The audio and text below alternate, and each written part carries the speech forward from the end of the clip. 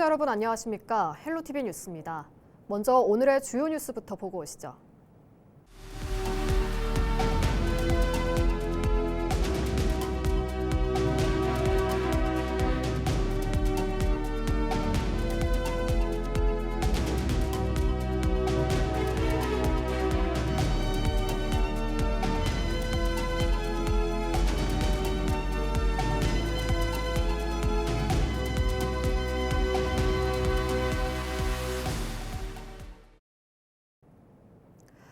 민주노총이 지난 11일 오후 한국-GM 정문 앞에서 결의대회를 열고 한국-GM 직영정비센터 폐쇄 계획을 철회할 것을 사측에 촉구했습니다.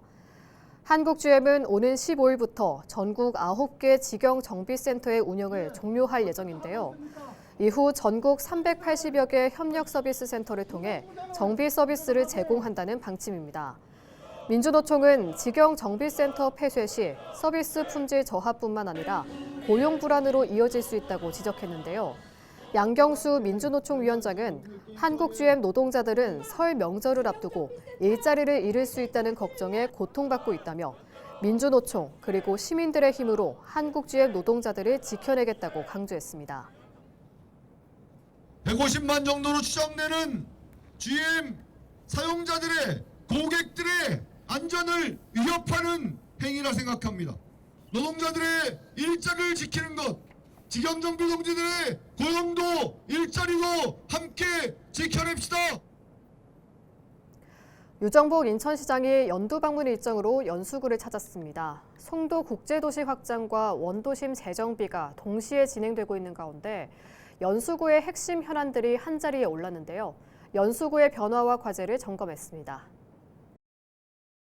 44만 명이 거주하는 인천 연수구, 대규모 주거단지와 첨단 산업단지가 함께 성장 중인 송도국제도시, 그리고 GTX와 KTX 등 광역교통망 확충을 앞둔 원도심까지 빠르게 변화하는 연수구의 방향을 모색하기 위해 유정복 시장이 연두 방문에 나섰습니다. 이재호 연수구청장은 유 시장의 방문을 환대하며 시의 적극적인 역할을 요청했습니다. 시장님께서 올바른 방향 설정과 또 다른 관심과 사랑으로 미래 30년을 우리 연수가 그리는데 꼭 많은 관심과 사랑을 좀 부탁드립니다. 이에 대해 유정복 시장은 연수구의 성장 흐름을 언급하며 함께 도약하겠다는 뜻을 밝혔습니다. 오늘의 연수구 인천을 만들어 왔는데 여기서 멈출 수가 없다. 우리는 더 시민의 행복, 국민의 행복, 그리고 우리 구와 인천시의 미래를 위해서 가르친 그 희망을 만들어가야 된다. 이날 연두 방문에서는 연수구의 핵심 현안들이 본격적으로 논의됐습니다. 가장 큰 쟁점은 바로 연수 선악 노후 계획도시 정비. 앞서 인천시는 2035 인천시 노후계획도시 정비 기본계획 대상지로 연수 선악을 포함한 5개 권역을 선정했습니다. 하지만 연수 선악지구는 다른 지구와 비교해 용적률과 공공기여 기준에서 차이를 보이고 있습니다.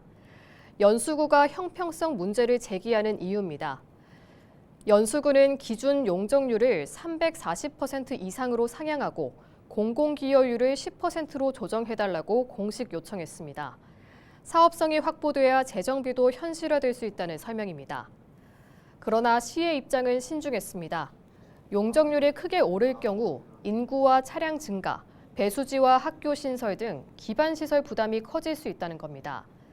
대신 시는 형평성과 도시 수용 능력을 함께 따져 합리적인 조정안을 마련하겠다고 밝혔습니다. 여러 가지 재원 문제가 있을 수 있고 또 어떤 행정적인 절차 문제가 있을 수 있고 또 규정, 조례나 이런 문제가 있고 이거를 전반적으로 검토해서 빠른 시일 내에 시에서는 이에 따른 후속 조치를 하도록 하겠습니다. 또 다른 핵심은 송도의 교통 인프라입니다. 연수구는 그동안 반복되어 온 교통 불편 해소를 위해 인천 1호선 809 연장과 송도 트램 조속 추진, 송도 6809 시내버스 확충 등을 공식 요청했습니다. 하지만 최근 인천 3호선이 달빛공원역 일대를 출발점으로 추진될 가능성이 나오면서 이미 예타가 진행 중인 1호선 809 연장과 사업이 겹쳐 추진 일정이 늦어지는 것 아니냐는 주민들의 우려도 제기됐습니다. 이에 대해 유정복 시장은 단호한 입장을 드러냈습니다. 전혀 아닙니다. 1호선 연장은 지금 있는 것을 6호선 쪽으로 연장하는 거기 때문에 이 사업하고 3호선은 새로 신규로 하는 사업이기 때문에 시장을 받는 건 아닙니다. 그러니까 시간의 차이가 존재한다는 말씀을 드리고 1호선 연장은 이미 돼 있는 사업에서 역을 추가하는 거기 때문에 물론 나중에 3호선 할 때 그 고려의 대상이 되죠. 근데 1호선 연장이 시작하는 건 아니다. GTX 비청학역 신설이 확정됐고 인천발 KTX도 올해 말 개통을 앞두고 있습니다. 여기에 월곶, 판교, 복선전철까지 더해지면 연수구는 수도권 광역철도망의 연결축으로 자리매김하게 됩니다. 단기적인 교통 불편 해소와는 별개로 중장기 철도망 확장도 함께 속도를 내고 있다는 설명입니다. 도시 확장과 원도심 재정비라는 두 과제를 동시에 안고 있는 연수구. 이날 연두 방문에서 오간 약속들이 실제 정책으로 얼마나 구체화될지 주목됩니다. 서울시가 소상공인 지원 사업을 상시 신청 지원 체계로 전환합니다.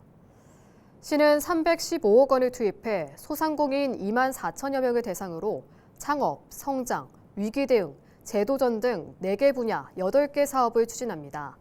온라인 매출 증대를 위한 디지털 전환 지원을 1,000명 규모로 확대하고 서울신용보증재단 25개 종합지원센터와 온라인을 통해 연중 신청을 받을 계획입니다. 또 매출 변화와 경영 상황을 지속 관리해 추가 컨설팅과 정책 자금 연계 등 사후 관리도 강화할 방침입니다. 양천구가 생성형 인공지능을 행정에 접목한 자체 업무 지원 시스템 YGPT를 구축하고 지난 9일부터 본격 운영에 들어갔습니다. YGPT는 반복, 정형 업무를 줄이고 직원들의 정책 기획 역량을 높이기 위해 마련된 내부 행정 전용 AI 플랫폼입니다.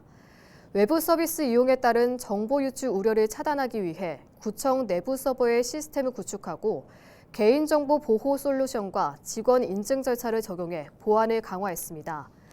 오픈 AI 모델을 기반으로 자유 질의응답과 문서 핵심 요약, 공공언어 기준에 맞춘 문장 검토, 보도자료 초안 작성 기능 등을 지원합니다.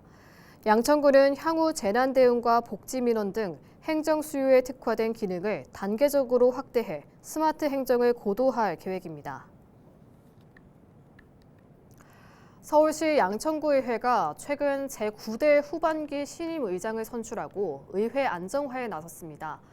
의장 공백과 내부 갈등을 딛고 새롭게 출범한 의회가 안정과 협치를 이끌어낼 수 있을지 주목되는데요. 유영주 신임 의장을 만나 남은 임기 의회 운영 방향과 주요 현안 해결 방안을 들어봤습니다. 김호 기자입니다. 네, 안녕하세요. 반갑습니다. 네, 안녕하세요. 네, 먼저 후반기 의장 취임을 축하드립니다. 아유, 감사합니다. 네, 자 주민들께 취임 소감 한 말씀 부탁드립니다. 네, 일단 우리 양천 구민 여러분들께 그동안 우리 양천구 의회가 좀 원활하지 못했던 점에 대해서 의회를 대표해서 양천구 신임 의장으로서 먼저 송구스럽다는 말씀으로 인사를 드리겠습니다.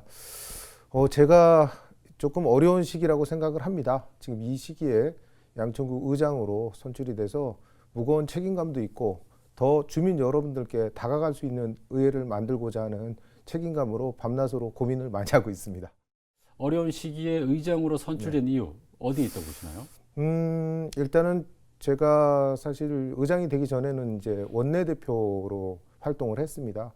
하면서 여야의 원활한 소통을 위해서 열심히 발로 뛰었는데 그게 아마 우리 의원님들께 아마 선택의 기회로 저에게 부여가 된 것 같습니다.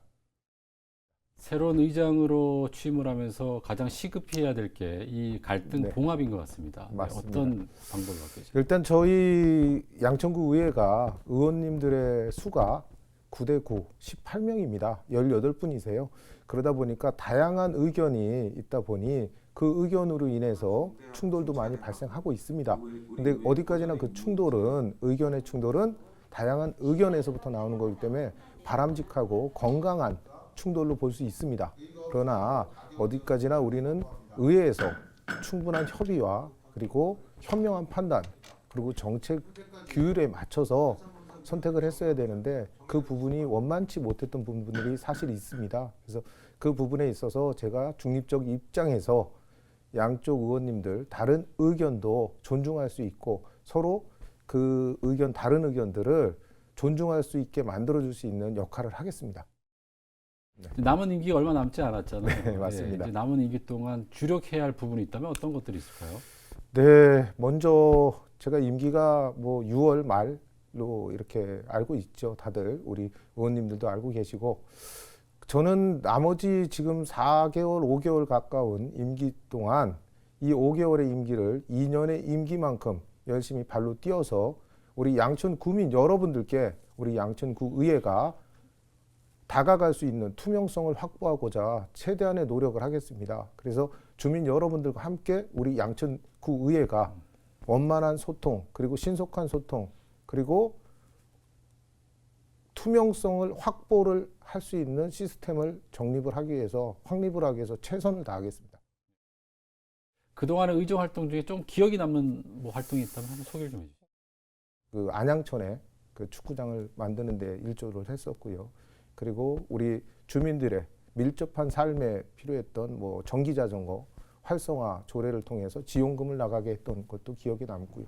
그리고 이제 우리 관계 공무원들한테는 좀 따가운 질책이었겠지만 조금 개선해야 될 부분들에 대해서 대표적인 게 몇 개가 있습니다. 우리 아마 LG에서도 방송을 많이 해주신 것 같은데 그런 부분들이 좀 있어서 기억에 많이 남습니다. 그런 부분들은. 그래서 앞으로 의정활동을 더 하면서도 언제나 주민들의 목소리 그리고 주민들의 삶을 개선을 시킬 수 있는 부분에 있어서만큼은 목소리를 아끼지 않겠습니다. 임기 이후의 행보에 대해서 굉장히 궁금해들 하시는데 네. 어떻게 계획을 갖고 계시는지요? 제 철학에 대해서 말씀을 드렸습니다. 정치에 입문하고자 했었을 때의 철학. 주민 옆에 항시 보고 듣고 느끼고 실천하는 주민의 대변인이 되고 싶다라는 말씀을 늘 드리는데요. 저는 이번 선거에서도 우리 주민들 곁을 떠나지 않을 것입니다. 그래서 다음 뭐 임기가 오더라도 우리 주민 여러분들을 위해서 심부름꾼으로 열심히 뛸 수 있도록 노력하겠습니다. 자, 우리 끝으로 주민께 당부의 말씀 한 말씀 부탁드립니다. 네, 존경하고 우리 사랑하는 양천구민 여러분, 우리 이웃 여러분, 제 가족 같은 분들이라고 저는 생각을 하고 있습니다. 그리고 늘 우리 주민 여러분들의 목소리를 대변하고 싶고 주민 여러분들을 대신해서 심부름하고 싶고 동네 홍반장 같은 유영주 의장이 되겠습니다. 그리고 우리 주민 여러분들께 늘 감사하다는 말씀을 드리는데요. 앞으로도 주민 여러분들을 위해서 그리고 우리 양천구 발전을 위해서 최선을 다하겠습니다. 보답하는 의미로 감사의 말씀으로 마무리하겠습니다. 고맙습니다. 네, 오늘 말씀 너무 잘 들었고요. 남은 임기 잘 마무리하시기 바랍니다. 다음에 정치 행보가 결정되면 다시 한번 모시겠습니다. 예, 오늘 말씀 감사합니다. 고맙습니다. 네, 고맙습니다. 경기 양주시가 2029년까지 덕계 공업지구 체육공원 내에 실내 수영장을 포함한 대규모 체육시설을 확보합니다. 양주시는 11일 덕계 공업지구 개발사업자 신형 PFV 제3호와 특별계획구역에 대한 공공기여 사전협상을 완료했다고 밝혔습니다. 이번 협상으로 양주시는 덕계 공업지구 체육공원 내에 지상 2층, 연면적 약 3,904제곱미터 규모의 실내 체육시설을 기부 체납받습니다. 양주시는 체육시설과 별도로 지웰 엘리움 양주 덕계역 단지 내에 연면적 약 637제곱미터 규모의 공공 업무시설도 확보했습니다. 이 공간은 청년 창업 지원과 지역 커뮤니티 거점으로 활용될 예정입니다. 이번 협약으로 해서 우리 회천 신도시 인근 지역에 그 6개 그 레인 규모의 그 수영장하고 그다음에 그 실내 체육관을 갖춘 그 대규모 그 체육 시설 그리고 또 공공 업무 시설이 들어서게 됩니다. 하여튼 민간 자본을 통해서 하여튼 그 공공 기여로 해서 그 우리 그 시의 재정 부담을 그 줄이면서 시민들께 그 고품격의 생활 서비스를 제공할 수 있게 돼서 무엇보다도 좋은 것 같고요. 하여튼 그 필수 기반 시설의 그 조기 확충을 통해서 우리 주민들의 정주 여건을 개선하고 그리고 또 도시 경쟁력을 강화할 수 있는 그런 좋은 계기가 되리라 생각을 합니다. 경기도 부천문화재단이 주요 문화예술 사업과 지원 내용 등을 포함한 연간 사업을 홈페이지 게시를 통해 안내합니다. 재단은 올해 시민 참여 확대, 예술인 지원 강화, 문화공간 거점 확산, 행정과 학교, 대학 등의 협력적 거버넌스 구축 등을 사업 방향으로 삼았습니다. 또 부천악기은행, 문화예술 특화구역 조성, 전문 예술활동 통합 지원과 거점 기반 창작 지원 등과 시민 거버넌스 기반의 문화정책 협의체 등이 주요 사업에 포함됐습니다. 올해는 별도의 사업 설명회는 열지 않으며 자료집은 부천문화재단 홈페이지에서 내려받을 수 있습니다. 부천문화재단의 올해 주요 사업이 공개됐습니다. 문화와 시민을 한층 가깝게 잇겠다는 방향성이 곳곳에 담겼는데요. 부천문화재단을 찾아 구체적인 내용을 들어봤습니다.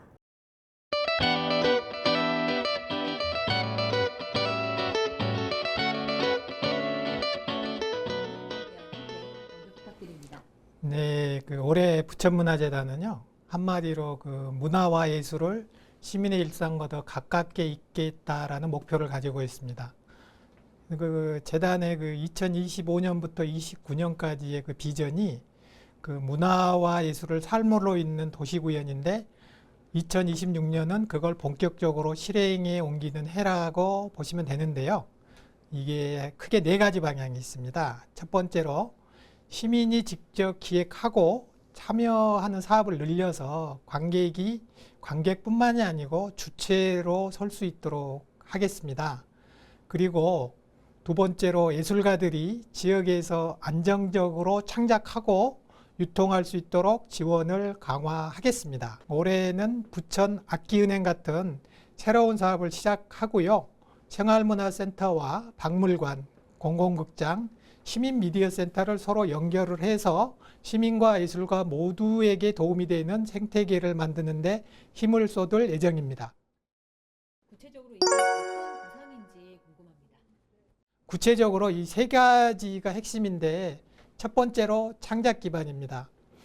부천 예술찾기 미로, 내일의 예술가 같은 사업을 통해서 전문 예술인과 청년, 신진 예술인을 직접 지원하고 자문, 교육, 홍보 이런 것들을 다 묶어서 뒷받침합니다.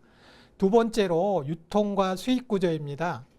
문화예술 특화구역에서 까치울역 및 상이동 카페거리 같은 동네 상권하고 작가를 서로 연결을 해서 예술마켓, 예술상점, 로컬 문화상품을 운영하고 공공극장 활성화 사업을 통해 지역극단이 자체 기획공연을 선보일 수 있도록 그렇게도 지원하고 있습니다. 세 번째로 중요한 공간과 시민입니다. 부천 시민회관 갤러리, 생활문화센터, 박물관, 시민미디어센터를 예술가와 시민이 함께 쓰는 거점으로 만들고 전시, 교육, 연습이 한 도시 안에서 이루어지도록 설계하고 있습니다. 부천은 1기 법정문화도시로서 5년 동안 다양한 문화사업을 계속 추진해 왔고요.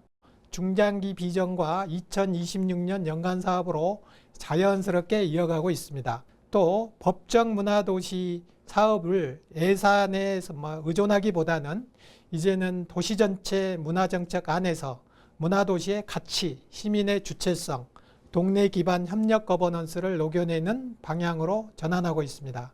저는 간판 사업은 바뀌었지만 문화도시 부천이 지향하는 방향은 더 선명해졌다라고 말씀드리고 싶습니다.